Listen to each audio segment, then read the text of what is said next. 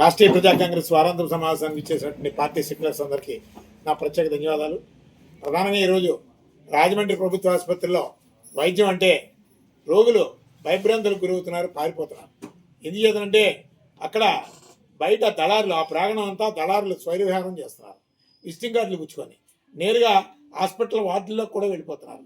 వెళ్ళిపోయి ఇక్కడ వైద్యం అంతంత మాత్రమే, ఇదిగో ఈ వార్డులో ఈ హాస్పిటల్కి వెళ్ళండి, ఈ హాస్పిటల్స్కి వెళ్ళండి అని ఇలాంటి భయభ్రాంతులకు గురయ్యేటటువంటి పరిస్థితులకి తగ్గట్టుగానే లోపల చిన్న చిన్న అనారోగ్యాలకు కూడా ఏదో ఊరకనే చనిపోతున్నారు.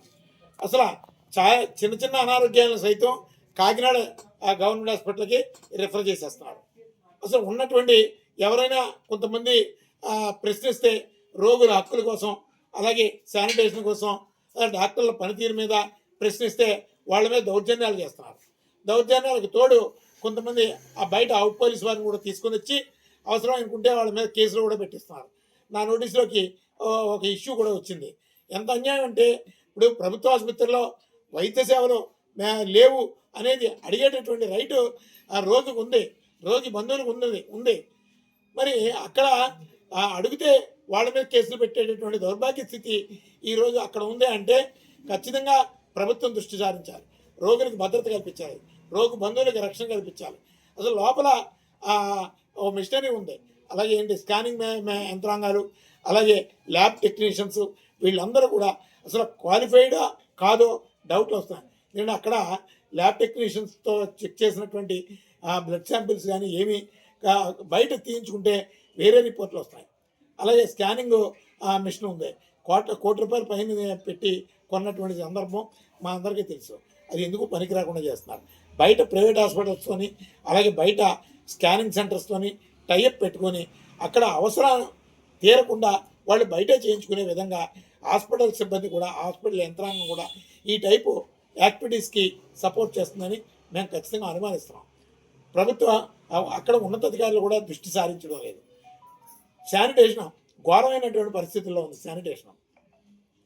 ఇకపోతే అక్కడ సరైనటువంటి బెడ్ కావాలా అని అడిగేటటువంటి దుస్థితి ఉంది. బెడ్ కావాలంటే దానికి ఒక సపరేట్ రేటు. అలాగే ఈ బాత్రూమ్స్ అవి కూడా చాలా అధ్వాన్నటువంటి పరిస్థితుల్లో ఉంది. లోపల పెట్టేటటువంటి ప్రభుత్వం ఇచ్చేటటువంటి ఫుడ్ అది కూడా క్వాలిటీ లేదు, ఏమీ లేదు. ఏదో ఒకటి పేరుకి పేదలో వైద్యశాల, కానీ అక్కడ డబ్బులు చదివించుకుంటేనే కానీ ఏ పని అవడం లేదు. కాకపోతే ప్రభుత్వ ఆసుపత్రిలో వేల రూపాయలు అవినీతి జరుగుతుంది. అక్కడి నుంచి బయటకు వస్తే లక్షల్లో దోచుకుంటున్నారు. ఇక్కడ ప్రభుత్వ ఆసుపత్రిలో వైద్యం లేదు, ఆ ప్రైవేట్ హాస్పిటల్స్లో ప్రాణాలకు రక్షణ లేకుండా పోయినటువంటి పరిస్థితులు ఉంది. ఇక్కడ అడిగేటటువంటి వాళ్ళు ఎవరు లేరు. డిఎంఎండ్హెచ్ఓ ఎందుకుందో తెలియదు. డిఎంఎండ్హెచ్ఓ ఈ వైద్య మాఫియాకి, ప్రైవేట్ కార్పొరేట్ హాస్పిటల్స్ అన్నిటికీ కూడా వాళ్ళు అవినీతికి బానిసలుగా మారి ఈ ప్రైవేట్ కార్పొరేట్ హాస్పిటల్స్కి అనధికారికంగా సహకరిస్తున్నారు. ఏ కంప్లైంట్స్ మీద కూడా చర్యలు చేపట్టడం లేదు. ఈ రాజమండ్రిలో ఈ మధ్యకాలంలో ప్రైవేట్ హాస్పిటల్స్లో చనిపోయినటువంటి వాళ్ళు అన్నిటి మీద కూడా ఒక సైంటిఫిక్ విచారణ జరిపిస్తే ఖచ్చితంగా ప్రతి హాస్పిటల్ కూడా ఖచ్చితంగా కేసులు ఎదుర్కోవాల్సినటువంటి వస్తాం. ఎందుకంటే అడ్మిట్ అయినప్పుడు కేసు లిస్ట్లో కంప్లైంట్లు అయి ఉంటాయి.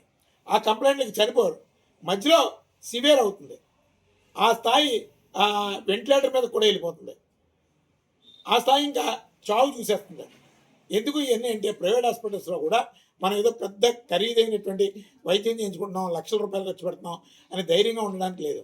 లోపలంతా కూడా అన్క్వాలిఫైడ్ డాక్టర్స్ లోపల ట్రీట్ చేస్తున్నారు. మెయిన్ క్వాలిఫైడ్ డాక్టర్స్ ఎవరు కూడా ఈ కార్పొరేట్ హాస్పిటల్స్లో ఉండడం లేదు.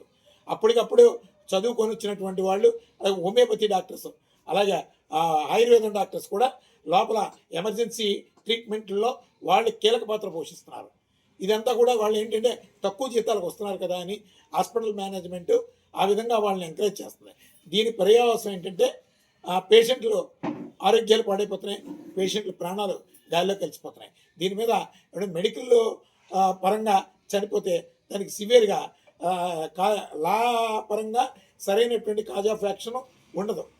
అందుకని రాష్ట్రీయ ప్రజా కాంగ్రెస్ పార్టీ నేను సజెస్ట్ చేసేది ఏంటంటే, ఎక్కడైనా గవర్నమెంట్ హాస్పిటల్లో కానీ ప్రైవేట్ హాస్పిటల్లో కానీ చనిపోయినటువంటి ప్రతి మనిషి ఖచ్చితంగా ఒక టీమ్ ఆఫ్ డాక్టర్స్తో మెడికల్ అడ్వైజ్ అంటే టీమ్ ఆఫ్ డాక్టర్స్ అంటే ఓ ఇద్దరు డాక్టర్స్, ఇద్దరు అడ్వకేట్స్, అలాగే ఇంకొక సెక్టార్ నుంచి ఒక సైంటిఫిక్ నాలెడ్జ్ ఉన్నటువంటి వాళ్ళని వీళ్ళని ఆ టీంలో వేసి కారణాలని ఖచ్చితంగా బయట ప్రపంచానికి తెలియజేయాలి, శ్వేతపత్రం రిలీజ్ చేయాలి, న్యాయస్థానానికి తెలియజేయాలి.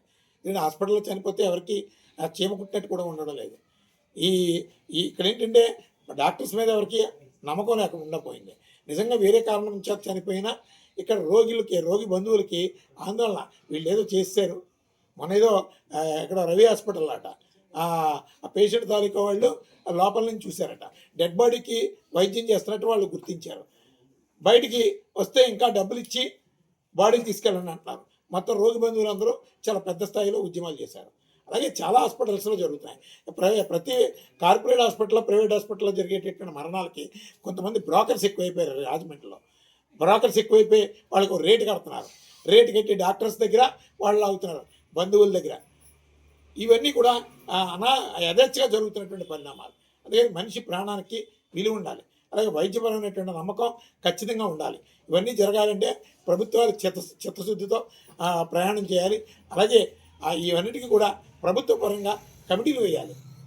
ఖచ్చితంగా మెడికల్ కమిటీలు అంటే అందులో డాక్టర్సే కాకుండా అడ్వకేట్స్, కాస్త లీగల్ నాలెడ్జ్ ఉన్నటువంటి వాళ్ళు, అలాగే సైంటిఫిక్గా నాలెడ్జ్ ఉన్నటువంటి వాళ్ళు, మెడికల్ నాలెడ్జ్, టెక్నికల్ నాలెడ్జ్ ఉన్నటువంటి వాళ్ళు, వీళ్ళందరినీ వేసి ఖచ్చితంగా ప్రైమఫేసీగా ఒక ఇంక్వెస్ట్ అనేది జరగాలి, ఒక పంచనామా జరగాలి. ఖచ్చితంగా ఆ పంచనామా జరిగితేనే రోగులకి ఒక భద్రత ఏర్పడుతుంది. డబ్బు పోతుంది, ప్రాణాలు పోతున్నాయి. ఈ పరిస్థితుల నుంచి రోగి బంధువులకి మనశ్శాంతిని కలిగించాలి, రక్షణ కల్పించాలని చెప్పి రాష్ట్రీయ ప్రజా కాంగ్రెస్ పార్టీ కొన్ని సూచనలు చేస్తుంది.